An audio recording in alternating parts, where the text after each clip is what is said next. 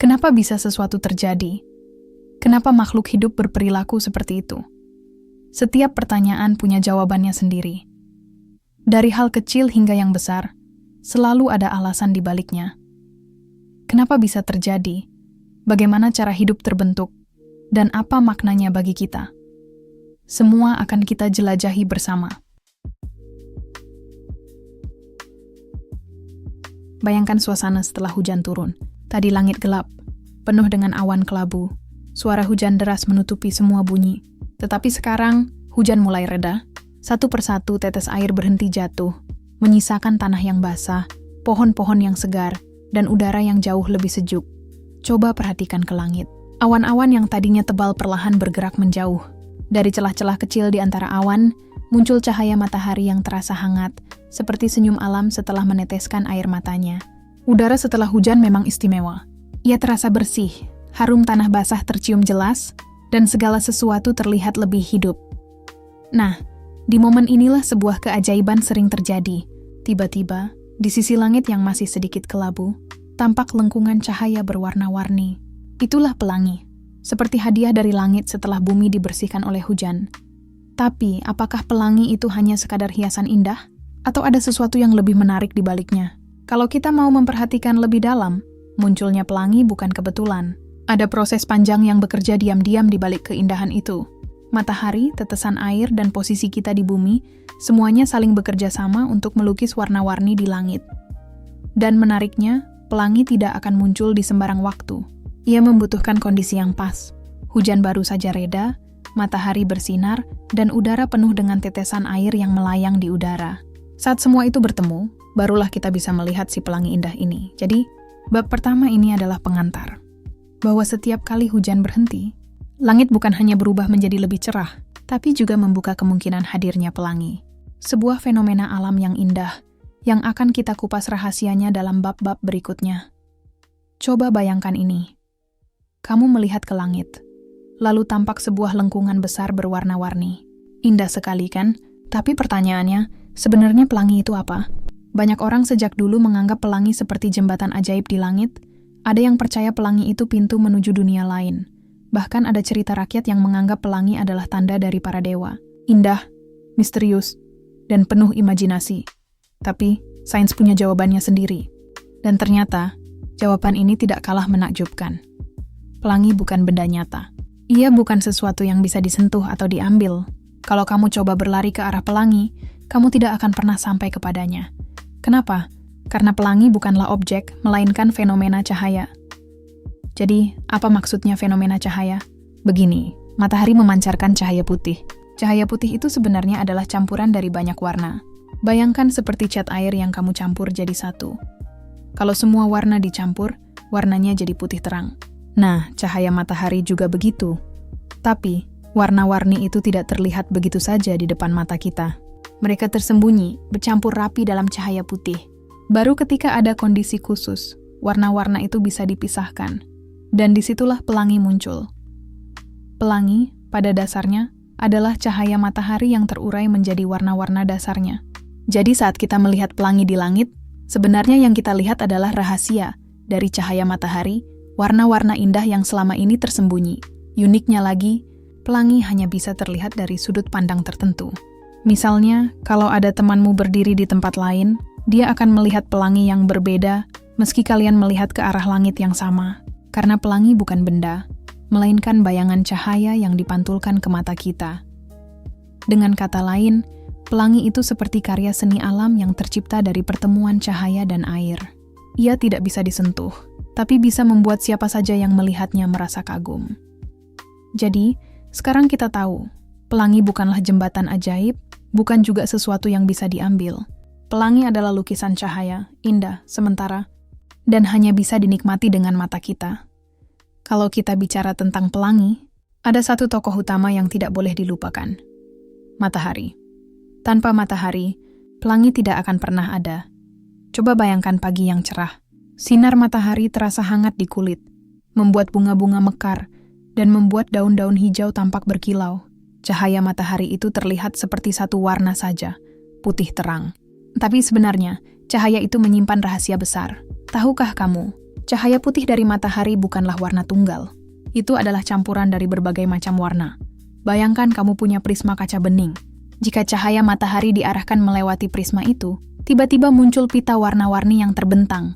Merah, jingga, kuning, hijau, biru, nila, dan ungu. Itulah rahasia cahaya matahari. Di dalamnya ada pelangi yang tersembunyi.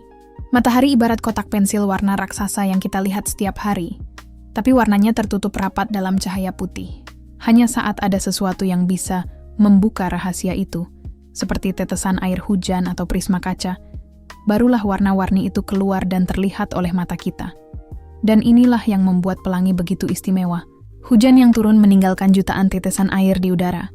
Masing-masing tetesan air itu bekerja seperti prisma kecil, memecah cahaya putih matahari menjadi warna-warni indah. Jadi bisa dibilang, matahari adalah pelukis, dan tetesan air hujan adalah kuasnya. Ketika keduanya bertemu di langit, maka terciptalah lukisan alam yang kita sebut pelangi. Tapi jangan salah, posisi matahari juga sangat penting. Kalau matahari ada di atas kepala saat siang bolong, hampir tidak mungkin kita melihat pelangi. Pelangi biasanya muncul ketika matahari berada rendah di langit, misalnya pagi atau sore hari. Itu sebabnya pelangi sering terlihat indah setelah hujan reda menjelang sore. Singkatnya, matahari adalah sumber semua warna pelangi. Tanpa cahaya putih dari matahari, tidak akan ada warna yang bisa diuraikan. Ia adalah awal dari segala keindahan yang muncul setelah hujan. Hujan baru saja reda. Daun-daun masih meneteskan sisa air, jalanan basah mengilap, dan udara terasa sejuk sekali. Tapi ada satu hal yang sering luput dari perhatian kita. Tetesan air kecil yang masih melayang di udara. Sekilas, tetesan air ini terlihat sepele. Tapi justru merekalah pemeran penting di balik keindahan pelangi. Coba bayangkan begini. Setiap tetes air hujan itu bentuknya bulat kecil, mirip kaca bening yang sangat mungil. Nah, ternyata, tetesan air ini punya kemampuan khusus. Ia bisa membelokkan dan memantulkan cahaya. Bayangkan kamu menyalakan senter dan mengarahkannya ke bola kaca bening. Apa yang terjadi? Cahaya akan masuk, lalu membias, atau berbelok di dalam bola itu. Sebagian cahaya dipantulkan kembali, sebagian keluar dengan arah berbeda. Nah, hal yang sama terjadi pada cahaya matahari ketika mengenai tetesan air hujan. Setiap tetesan air bertindak seperti prisma mini alami. Cahaya putih matahari masuk ke dalamnya, lalu dipecah menjadi warna-warni. Tidak hanya itu, cahaya di dalam tetesan air juga memantul sebelum keluar lagi, sehingga warnanya semakin jelas saat sampai ke mata kita. Tapi ada satu hal menarik. Jumlah tetesan air yang ada setelah hujan itu sangat banyak. Bisa jutaan, bahkan miliaran, menggantung di udara. Dan masing-masing tetesan itu menghasilkan mini pelangi versi mereka sendiri.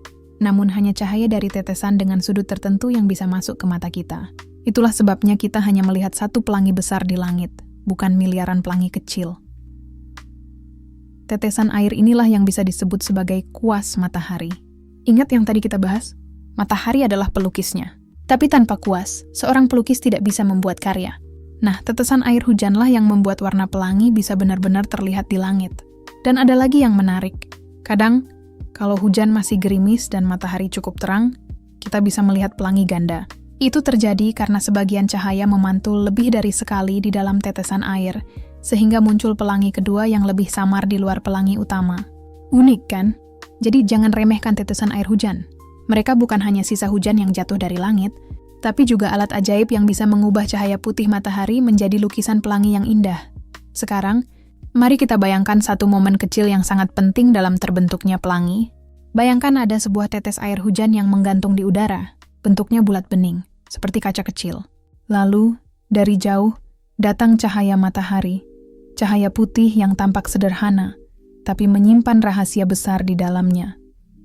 Saat cahaya matahari menyentuh tetes air itu, sesuatu yang luar biasa terjadi. Cahaya tidak hanya menembus air begitu saja, cahaya itu malah dibelokkan. Inilah yang disebut pembiasan. Mungkin kata itu terdengar rumit, tapi sebenarnya sederhana. Pernahkah kamu memasukkan sedotan ke dalam gelas berisi air? Kalau dilihat dari luar, sedotannya terlihat bengkok, kan? Padahal sedotannya lurus. Nah, itu karena cahaya yang melewati air berubah arah. Perubahan arah cahaya itulah yang disebut pembiasan. Hal yang sama persis terjadi pada cahaya matahari ketika masuk ke dalam tetesan air hujan. Begitu cahaya masuk, ia langsung dibelokkan. Dan di momen pembiasan inilah rahasia warna pelangi mulai terbuka. Kenapa begitu? Karena ternyata setiap warna cahaya dibelokkan dengan sudut yang berbeda. Cahaya merah hanya sedikit sekali dibelokkan. Cahaya ungu dibelokkan lebih tajam. Warna-warna lain seperti jingga, kuning, hijau, dan biru jatuh di antara keduanya. Bayangkan sebuah jalan raya dengan banyak kendaraan. Saat melewati tikungan, mobil besar berbelok lebih lambat, sedangkan motor bisa berbelok tajam. Begitu pula dengan cahaya. Setiap warna punya gaya beloknya masing-masing. Akibatnya, begitu masuk ke tetesan air, cahaya putih yang tadinya bercampur rapi mulai terpisah menjadi warna-warni. Menariknya, semua ini terjadi begitu cepat. Mata kita tidak bisa melihat prosesnya secara perlahan. Yang kita lihat hanyalah hasil akhirnya, sebuah lengkungan cahaya indah di langit. Jadi, tahap pertama terbentuknya pelangi adalah ketika cahaya matahari masuk ke tetesan air hujan, lalu dibelokkan. Proses sederhana ini menjadi pintu pembuka lahirnya keindahan pelangi. Kita sudah tahu kalau cahaya matahari yang masuk ke tetesan air akan dibelokkan, lalu warnanya mulai terpisah. Tapi cerita belum selesai di situ.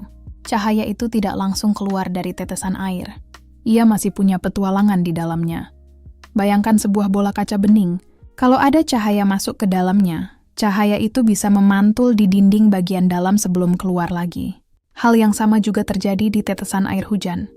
Saat cahaya masuk, ia mengenai sisi dalam tetesan air, lalu dipantulkan ke arah yang berbeda. Jadi, tetesan air bekerja seperti sebuah cermin kecil di dalamnya. Pantulan inilah yang membuat warna-warna cahaya semakin teratur. Ingat di bab sebelumnya, warna merah, jingga, kuning, hijau, biru, nila, dan ungu sudah mulai terpisah karena pembiasan. Nah, saat cahaya memantul di dalam tetesan air, pemisahan ini jadi lebih jelas. Seperti ada tangan tak terlihat yang merapikan barisan warna-warni itu agar siap tampil indah di langit. Kalau dipikir-pikir, cahaya ini seperti sedang bermain-main. Ia masuk ke tetesan air, membelok, lalu memantul, seakan sedang menari di dalam bola air mungil itu. Setelah puas berputar, barulah cahaya siap keluar dan menunjukkan keindahannya. Tapi yang lebih seru, pantulan di dalam tetesan air bisa terjadi lebih dari sekali. Kalau cahaya hanya memantul sekali, kita melihat pelangi utama, yang warnanya paling jelas. Namun kadang cahaya memantul 2 kali sebelum keluar. Hasilnya, muncullah pelangi kedua yang lebih samar, biasanya di luar pelangi utama, dengan urutan warna yang terbalik. Jadi, kalau kamu pernah melihat 2 pelangi sekaligus, jangan heran. Itu bukan sulap, melainkan cahaya yang sedang bermain lebih lama di dalam tetesan air. Semua ini terjadi dalam hitungan sepersekian detik. Bayangkan betapa cepatnya cahaya bergerak, tapi tetap bisa menghasilkan lukisan warna-warni yang begitu indah di langit. Kesimpulannya, pantulan cahaya di dalam tetesan air adalah salah satu kunci utama terciptanya pelangi. Tanpa pantulan ini, warna-warni cahaya tidak akan keluar dengan jelas, dan mungkin kita tidak pernah melihat pelangi seperti yang kita kenal sekarang.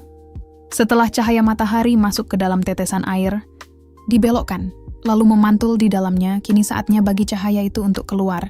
Inilah momen yang paling menentukan, karena disinilah warna-warna pelangi benar-benar terlihat. Bayangkan cahaya putih tadi seperti tamu yang masuk ke sebuah rumah kaca. Di dalam rumah itu, ia sempat berjalan berputar, bahkan menabrak dinding, lalu akhirnya menemukan jalan keluar. Tapi ketika ia keluar, ia sudah tidak lagi sama seperti saat masuk. Ia berubah menjadi warna-warni indah. Begitulah yang terjadi di dalam tetesan air. Cahaya matahari yang tadinya putih polos, keluar dengan wajah baru. Terpisah menjadi merah, jingga, kuning, hijau, biru, nila, dan ungu. Kenapa bisa begitu? Karena setiap warna cahaya punya gaya keluar yang berbeda. Warna merah keluar dengan sudut sekitar 42 derajat dari arah cahaya masuk, sedangkan warna ungu keluar dengan sudut sekitar 40 derajat. Bedanya memang hanya beberapa derajat, tapi cukup untuk membuat setiap warna terlihat terpisah jelas. Bayangkan sebuah panggung konser. Para penari masuk dari belakang panggung secara berbarengan, lalu di tengah mereka berpencar sesuai posisinya. Merah di ujung atas, ungu di bagian bawah, dan warna-warna lain mengisi barisan di antaranya. Akhirnya, terciptalah formasi indah yang bisa dinikmati semua penonton. Nah, cahaya matahari juga begitu. Ia keluar dengan formasi rapi, membentuk pelangi. Ada satu hal penting lagi. Kita bisa melihat pelangi karena mata kita berada di posisi yang tepat. Hanya cahaya dari tetesan air yang keluar dengan sudut tertentu saja yang sampai ke mata kita. Jadi, meskipun ada miliaran tetes air di udara, tidak semuanya mengirimkan warna pelangi ke arah kita. Yang sampai ke mata kita hanyalah pilihan warna dari tetesan yang posisinya pas. Itulah sebabnya, pelangi tidak pernah bisa disentuh atau didekati. Kalau kamu bergerak, sudut cahaya yang sampai ke mata pun ikut berubah. Akibatnya, pelangi yang kamu lihat juga ikut bergeser. Itulah mengapa pelangi selalu terasa menjauh setiap kali kita mendekatinya.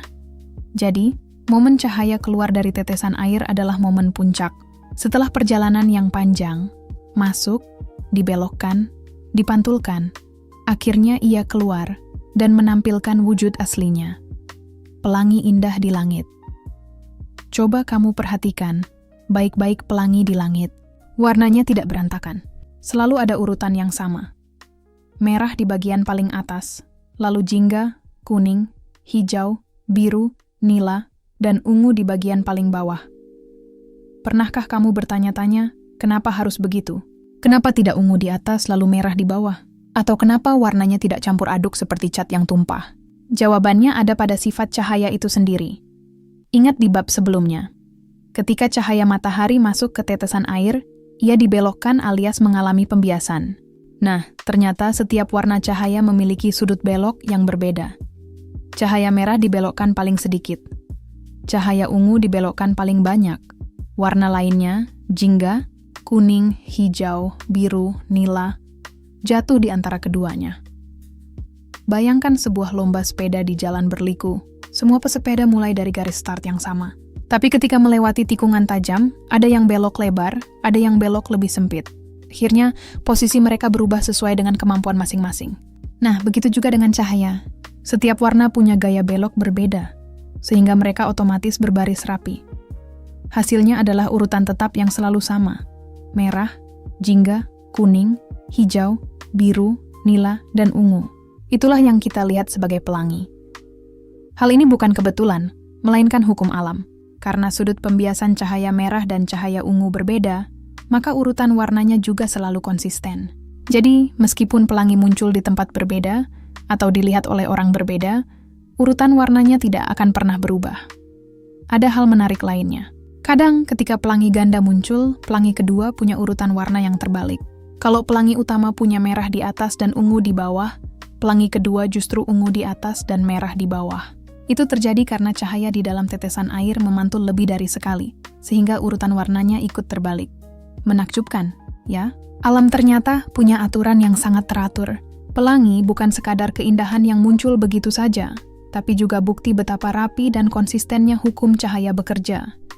Jadi, pelangi itu ibarat barisan prajurit yang selalu masuk ke formasi yang sama.